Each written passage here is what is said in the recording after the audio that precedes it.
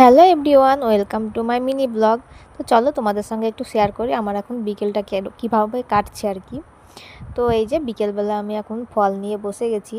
আর আমার জানো তো নিজে নিজে ফল কেটে খেতে একদমই ভালো লাগে না। যেহেতু এখন আমার শরীরটা একটু খারাপ, তার জন্য আমাকে ফল খেতে হচ্ছে। আর কেউ যদি আমাকে ফল কেটে দেয় আমার খুব ভালো লাগে।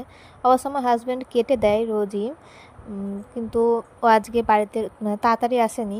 এক এক দিন এক এক টাইমে ছুটি হয়, তো তার জন্য তো আজকে বাড়িতে নেই, তো আমাকে নিজেই কেটে খেতে হবে। তো কালকেও কেটে দিয়েছিল, বেশ ভালো লেগেছিলো ফল খেতে।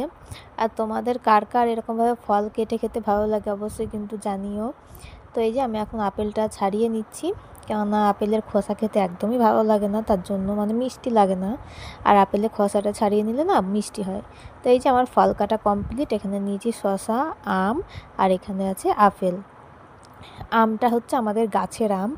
আর আমটা এত সুন্দর পেকেছে, পুরো না হলুদ হয়ে গেছিলো। আর খুব মিষ্টি আমটা। এটা হিমসাগর আম, আমাদের গাছেরই। আর পাড়া হয়েছে, আজকেই পাড়া হয়েছে। তারপরে এই যে আমি শসা খেয়ে নিচ্ছি। আর শসাটা খেতে আমার মানে বরাবরই ভালো লাগে। আমি খুব ভালো খাই শসা জিনিসটা। আপেলটা আমি মানে ভালো খাই না, কিন্তু এখন ভালো লাগছে আপেলটা খেতে।